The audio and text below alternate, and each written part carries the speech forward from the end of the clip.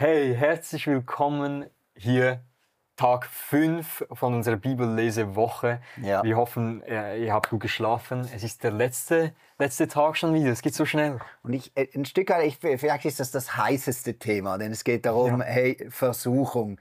Weil wir kennen es alle und ich glaube, wir alle stehen in dieser Spannung der Versuchung. Versucht mich Gott ist ein Thema und ihm, unser Vater, auch wieder spricht Jesus die Versuchung an. Ja, also der Höhepunkt jetzt zum Schluss hier. Lass uns anschauen, das Vaterunser, das ist das Gebet, das Jesus seinen Jüngern gelehrt hat, dass wir das täglich beten sollen, wenn wir ihm nachfolgen. Und in die letzte Linie, wir sind in diesem zweiten Teil dieses Vaterunsers, da sagt er den Jüngern, hey, betet Folgendes und führe uns nicht in Versuchung, sondern erlöse uns von dem Bösen. Was meint Jesus damit? Ja. Also für mich, mein Herz als Pastor blüht auf, weil ich glaube, Jesus thematisiert hier wirklich die Punkte, wo ich merke, da kommen Menschen, weil sie da Mühe haben. A, Sorgen in ihrem Leben über die Zukunft. Ja. B, eigenes Versorgen, Beziehungen auch vergeben, schwere Dinge, die passieren. Und das dritte dann, hey, wie kann ich mit Versuchung umgehen? Und Jesus wirklich sagt uns, hey, mitten im Leben, trag deine größten Dinge zum Vater. Ja. Bewege es beim Vater. Und das ist schon wirklich, das Gebet bringt da wirklich das Menschliche, diese Nöte, diese Spannungen, alles, was du hast. Absolut. Trag das zum Vater in seine Gegenwart. Was mich natürlich wirklich vor den Kopf gestoßen hat, ist diese Frage, also und führen uns nicht in Versuchung. Gibt es da wirklich Momente, wo Gott Ja. uns in Versuchung führt? Und Ja. also für mich hilft es immer, ich liebe die Bibel und Ja. für mich hilft es immer mal in den Urtext zu gehen. Ich habe da mal nachgeschaut und dieses Wort, das hier gebraucht wird für Versuchung, das ist das griechische Wort Peirasmos. Peirasmos. Das kommt 29 Mal vor in 13 verschiedenen Büchern im Neuen Testament. Und ist noch spannend. Es ist für Das uns. ist noch oft, hä? Was verstehst du unter Versuchung?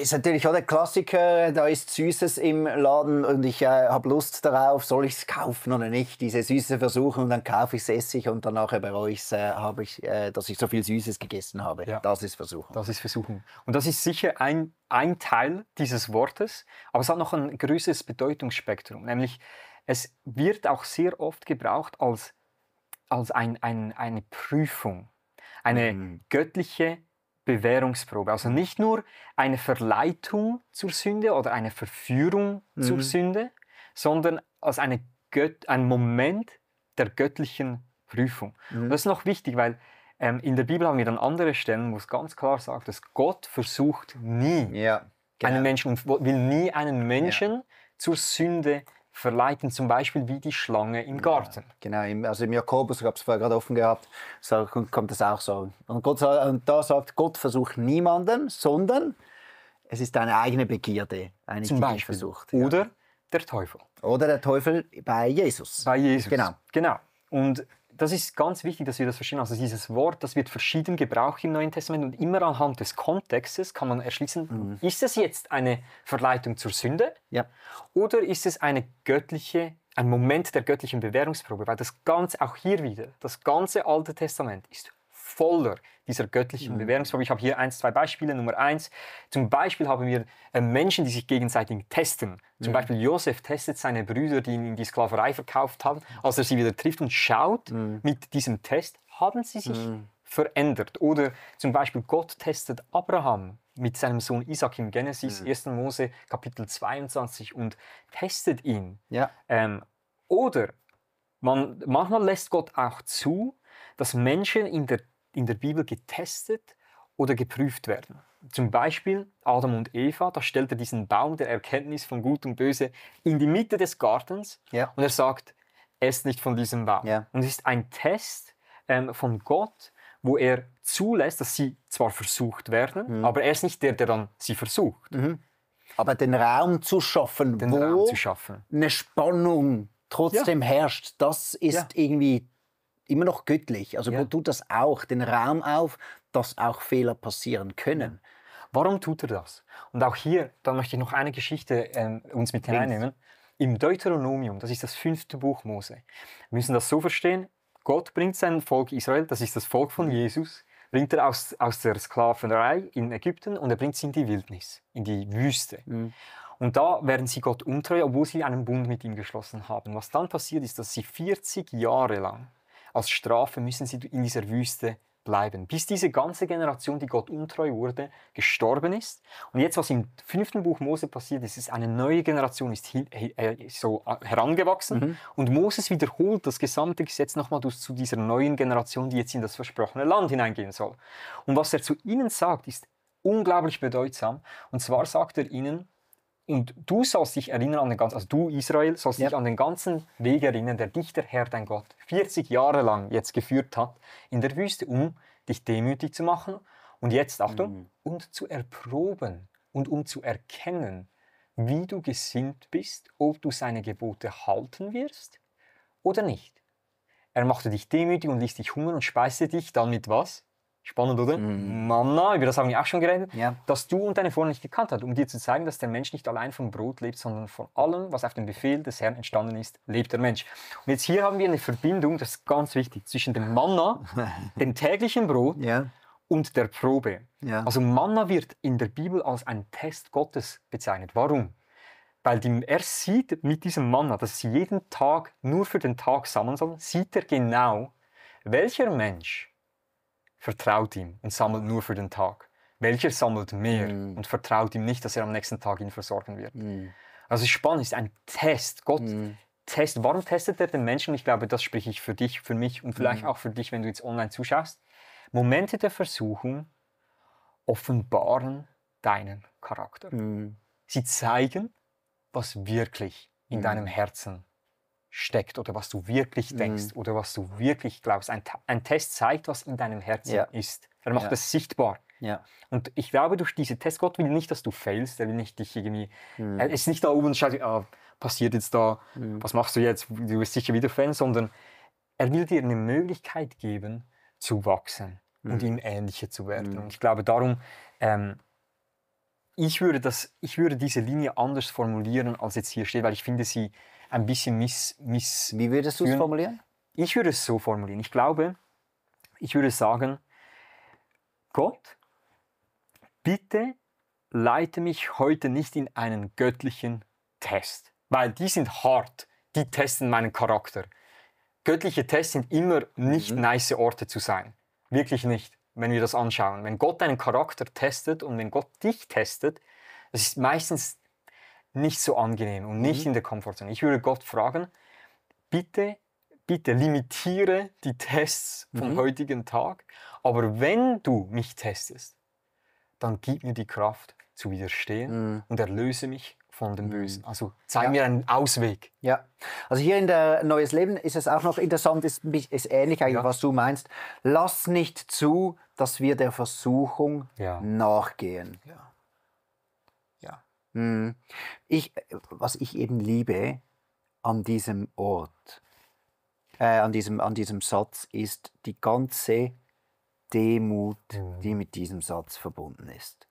Und das liebe ich und ich finde das, wenn Gott uns hineinruft, hey, mach dir täglich wieder bewusst, lieber Joel, sprich zu mir, mach dir täglich wieder bewusst, du bist nicht so super stark und es gibt immer noch Tests auf dieser Welt, die du nicht bestehen würdest.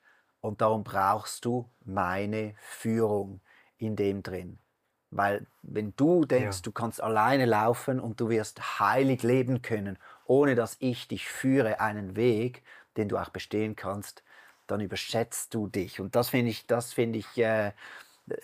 diese Art auch von Haltung eben in allem dem drin zu haben, okay Gott, führe du mein Leben so. Und trotzdem eben auch zu umarmen, ja Gott, gewisse eben, ich finde es schön, wie du es gesagt hast, dass gewisse Tests oder gewisse, auch Licht in unser Leben bringen können, gewisse Spannungen auch. Und das irgendwo zum Umarmen, okay, ich habe jetzt in diesem Punkt, ich habe da einen Challenge, aber durch das, ich kann mit Gott da durchgehen, er kann mich so führen, dass ich nicht sündige, obwohl die Challenge da ist und er nimmt die auch nicht einfach weg, aber er führt mich einen Weg, wo ich da bestehen kann. Und das ist ja wunderschön, das macht so viel mit unserem Herz und formt unser Herz wieder und wir haben es schon ein paar Mal gezeichnet, das ist eines der Hauptziele vom Gebet, vom Unser Vater, dass dein Herz, zerbrochenes Herz, zu deinem Herz des Vaters redet, damit er wieder rückwirken kann und dein Herz wiederherstellen, ausrichten, neu machen, schützen, leiten kann. Das ist Gott so wichtig in all dem drin. Und das passiert bei diesem Satz eben so gut. Ja, sehr. Und ich glaube, wir müssen auch irgendwo durch anerkennen, dass Gott das Recht hat, uns zu testen. Weil ich glaube, er möchte schauen mit diesen Tests, kann ich dir vertrauen? Ja. Kann ich dir mehr Verantwortung geben? Was ist wirklich in deinem Herzen? Und nicht, um dich nachher auf der Seite stehen zu lassen, wenn du fällst, sondern um dir aufzuzeigen und ein Spiegel zu sein, was ist wirklich hier drin? Ja. Wie steht es um dein Herz? Und auch hier wieder, Jesus sagt das nicht nur, er lebt es. Wir haben im Matthäus-Evangelium haben wir 3 Stellen, wo Jesus versucht wird. 3 Stellen. Die erste, ich habe sie euch mitgebracht, ihr kennt sie vielleicht, Matthäus 4, Vers 1-2. Darauf wurde Jesus vom Geist, von wem? Vom Geist in die Füße geführt. Warum? Damit er vom Teufel versucht würde. Also hier haben wir auch wieder, Gott höchstpersönlich stellt Jesus an einen Ort, wo er versucht wird. Und als er 40 Tage und 40 Nächte, ist ja spannend, in der Wüste, 40 Tage, haben wir schon gehört, das gleiche wie das Volk Israel, Wüste, 40 Jahre, gefastet hat, war er zuletzt hungrig. Und dann kommen drei Versuchungen, die der Teufel Jesus stellt. Und es sind dreimal die gleichen, es ist eigentlich dreimal das Gleiche, was versucht wird. Und zwar 3-mal wird Jesus versucht, sich die Macht über die Welt zu nehmen und sie sich nicht geben zu lassen durch seinen Weg ans Kreuz. Wow. Ja. 3-mal. Ja. Wir können jetzt nicht mega ins Detail gehen, weil wir nicht so viel Zeit haben, aber 3-mal wird Jesus eigentlich vom Teufel verführt dazu, nicht den Weg des Kreuzes zu gehen, um dann sagen zu können, Ende des Matthäus-Evangeliums, alle Macht wurde mir gegeben, sondern um sie sich zu nehmen. Ja. Und das ist seine erste Versuchung. Wir haben eine zweite Versuchung durch Petrus. Willst du das vorlesen? Krass, ja. Matthäus 16. Von dann an begann Jesus seinen Jüngern zu zeigen, dass er nach Jerusalem gehen und viel leiden müsse von den Ältesten, den obersten Priestern und Schriftgelehrten und getötet werden und am 3. Tag auferweckt werden müsse. Da nahm Petrus ihn beiseite und fing an, ihm zu wehren und sprach: Herr, schone dich selbst, das widerfahre dir nur nicht. Er aber wandte sich um und sprach zu Petrus: Weiche von mir, Satan, du bist mir ein Ärgernis, denn du denkst nicht göttlich, sondern menschlich. Stimmt, wieder. Dieses Weiche von mir, Satan, dieses Hypage Satana in Griechisch, ist das Gleiche, das Jesus verwendet am Ende seiner Prüfungen in der Wüste. Ah, krass. Weiche von mir, Satan. Ja. Und was macht Petrus hier? Also Jesus sagt, gerade vorhin fragt er die Jünger, wer sie denken, er sei. Sie sagen, der Messias. Und dann sagt er ihnen, was es bedeutet, Messias zu sein, nämlich zu sterben, hier. Und was sagt Petrus? Sagt, mach das nicht, schon dich selbst. Mach das, geh ja nicht diesen Weg. Und Jesus dreht sich um. Ich stelle mir manchmal vor, Petrus, wie der zusammenzucken musste, weil hier wird Jesus, ihr müsst euch das so vorstellen, Jesus wird hier von seinem besten Freund versucht, einen anderen Weg zu gehen. Krass, oder? Ja, ich verstehe es, aber gell, also das ist natürlich, gell, das ist die Art und Weise, wie uns weltlich gelehrt wird, wie wir unsere Freunde behandeln sollen. Hey, bitte schone dich selber, schau zu dir, stell dich selber ins Zentrum. Dann sind wir gute Freunde und wie das nicht, das ist einfach menschliches Denken und nicht göttlich. Ja. Und Gott sagt, und Jesus ist sehr klar damit. Also ich verstehe den Petrus auch. Krass. Ja. Und das ist ja natürlich auch für die Jünger sehr schwierig, weil für Jesus wird nicht die Macht verlieren, indem er sie sich holt. Sie wird ihm verliehen, indem er stirbt am Kreuz. Ja. Und ich denke, indem er stirbt, und Petrus möchte ihn hier aufhalten. Und dann haben wir eine dritte Versuchung. Komm, let's go to it. Im Garten Gethsemane. Und er ging ein wenig weiter, warf sich auf sein Angesicht, betete und sprach: Mein Vater, ist es möglich, so gehe dieser Kelch an mir vorüber, doch nicht wie ich will, sondern wie du selbst willst. Er wird von sich selber.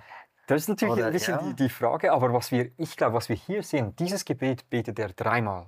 3-mal mit seinen Jüngern im Garten Gethsemane am Abend, bevor er ans Kreuz geht. Und was wir merken ist hier, er betet, glaube ich persönlich, die letzte Linie des Vaterunsers. Was er hier bittet Gott, ist nämlich Folgendes. Vater, bitte führe mich nicht an diesen Ort, das Kreuz, weil was wird die Versuchung von Jesus an diesem Kreuz sein? Herunterzusteigen, seine Macht zu zeigen, weil er ist unter Schmerzen, er nimmt die gesamte Last der Welt auf sich.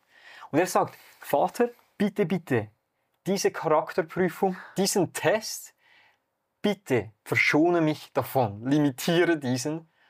Aber wenn du mich dem aussetzt, dann gib mir die Kraft zu widerstehen. Ich glaube, das ist genau das, was die letzte Linie des Vater uns ist. Das ist ein finaler Test. Er wird versucht werden, nicht den Kelch zu trinken, nämlich an das Kreuz zu gehen für die Sünden der Menschheit. Und er sagt, das wird mir alles abverlangen.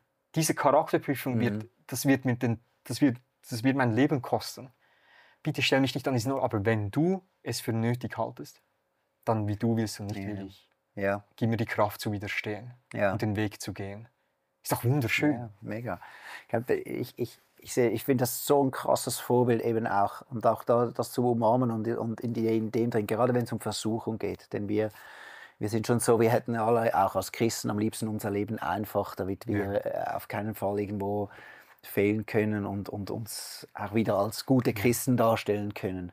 Und wie Gott einfach nochmal andere Perspektiven in dem drin hat und wie Jesus sich aber in dem drin abhängig macht vom Vater und trotzdem gehorsam ist. Und es gibt auf der anderen Seite gibt es auch diese Hardliners, die sagen, Gott, come on, bring mir diese Charakterprüfung, ich nehme sie, ich werde mich beweisen, das ist um Petrus.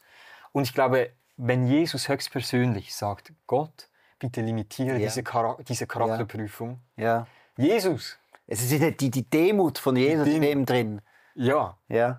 Dann sollten auch wir es zu unserem täglichen Gebet wieder machen und Gott sagen, bitte limitiere die Charakterprüfungen auf meinem Weg, aber wenn du mich an eine stellst, wenn das passiert, wenn ich an diesem Ort der Wüste bin und ich versucht werde, dann bitte, bitte erlöse mich von dem Bösen und gib mir die Kraft zu sagen, weiche von mir, Satan. Amen.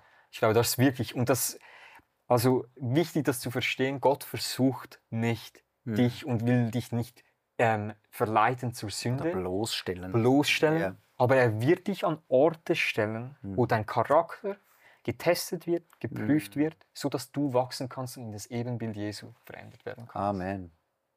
Wow, das ist ganz praktisch, das ist eine Challenge. Vielleicht gibt es Spannungen, wo du drin bist, wo du heute merkst, okay, Gott challenge dich jetzt damit, zu sagen, okay, ich habe diesen Kampf, Jesus, ich bin da, ich bin in dem drin, bitte, führe mich einen Weg, wo ich in dieser Versuchung stehen kann und erlöse mich von dem Bösen. Das wäre ein gutes Gebet, gerade in den Versuchungen, wo du drin bist. Darf ich noch, ich weiß ein bisschen random, aber ich habe noch eine Geschichte aus meinem Leben. Ich habe ja vor einem Jahr geheiratet und eine wunderbare Frau. Und was wir schon gemerkt haben, dieses erste Ehejahr ist schon tough. Ist ein toughes Jahr. So viel neu. Ich war noch nie verheiratet. Weiß nicht, wie es geht. Sie auch nicht. Also wir müssen uns da finden. Und wir haben viel gestritten. Und ich glaube, für mich war es immer schwierig, wenn meine Frau irgendwelche Defizite von mir herauspickte oder mir aufzeigte, wo ich wirklich nicht lieferte. Und was ich immer versucht war in diesen Momenten, war, mich zu rechtfertigen und zu sagen, ja, also das war meine große Versuchung. Und was ich gemerkt habe, seit ich dieses Gebet jetzt bete, jeden Morgen und sage, Gott, bitte, heute, wenn meine Frau mich in einer Charakterprüfung unterzieht, ich möchte nicht eine Person sein, die sich immer rechtfertigen muss für alles, dann hilf mir zu widerstehen. Und seit dann rechtfertige ich mich nicht mehr und ich kann es stehen lassen. Und mein Charakter ist gewachsen und es hat mir wirklich geholfen. Also wirklich meine Ermutigung an dich, fang dieses gesamte Gebet, um jetzt diese Woche abzuschließen, dieses gesamte Gebet in einer Art auf deine eigenen Worte vielleicht mal zu schreiben, zu beten. Ich habe es für mich geschrieben. Ich habe eine Version vom Vater Unser, wie ich es formulieren würde. Weil ich glaube nicht, dass Jesus primär will, dass du genau diese Worte betest, sondern dass du die Ideen dahinter verstehst und in diesem Gebet drin anfängst zu leben. Ja, ich mach das ähnlich. Ich habe, oder oftmals mache ich Satz für Satz und dann höre ich doch mal, okay, was bedeutet das heute? Wie kann ich das konkretisieren, auch mit meiner Situation? Gib mir mein tägliches Brot. Was ist denn meine Versuchung, wo ich drin bin? Meine auch Schuld, wo ich bekennen muss, und da einfach Raum zu lassen. Also man kann easy eine halbe Gebetszeit führen, indem man langsam Schritt für Schritt das Unser Vater füllt. Und ich denke, das ist etwas so Kraftvolles. Und ich weiß, wir haben jetzt jeden Morgen 20 Minuten gemacht, aber wir hätten einen Stritt gehabt für viele Stunden. Also wirklich, ich möchte das unterstützen. Das ist, ich glaube auch ganz persönlich, ich glaube, dass dieses Gebet, dieses Vaterunser, ist das Gebet, das Jesus gebetet hat, wenn er sich zurückgezogen hat. Ja. Ich glaube, er ging durch diese Schritte durch und er hat diese Dinge gebetet und er hat auf Jesus gehört, auf Gott gehört, auf seinen Vater gehört, was er zu sagen hat zu den einzelnen Punkten. Und da möchten wir dich ermutigen, dass du dieses Gebet wirklich in deinen Alltag irgendwie inkludierst. Muss nicht lange sein, kann kurz sein. Aber wenn wir Jesus nachfolgen wollen, dann ist dieses Gebet ein großer Bestandteil unserer Nachfolge, glaube ich. Ja. Ich baue das auch selber viel mehr ein, wenn wir in Gruppen sind oder so. Viele Christen können es auswendig, sonst sucht ihr schnell los und das als Familie, als Freunde, als Small Group, als Team, wo auch immer, gemeinsam zu beten. Es ist einfach schon, das Gebet hat Kraft und es connectet das Herz vom Vater mit meinem Herzen. Darum liebe ich dieses Gebet. Wir haben es riesig genossen mit euch diese Woche. Wir hoffen auch euch, ihr konntet was mitnehmen und haben richtig Freude gehabt, wieder mit euch in das Wort von Gott einzutauchen. War eine große Freude mit dir. Ja, und ich würde sagen, jetzt beten wir noch alle gemeinsam zum Abschluss nochmal das Unser Vater.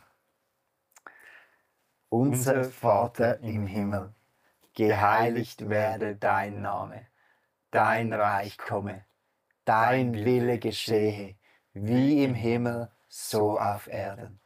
Unser tägliches Brot gib uns heute und vergib uns unsere Schuld, wie auch wir vergeben unseren Schuldigern. Und führe uns nicht in Versuchung, sondern erlöse uns von dem Bösen. Denn dein ist das Reich und die Kraft und die Herrlichkeit in Ewigkeit. Amen. Danke, warst du dabei. Goodbye. Goodbye.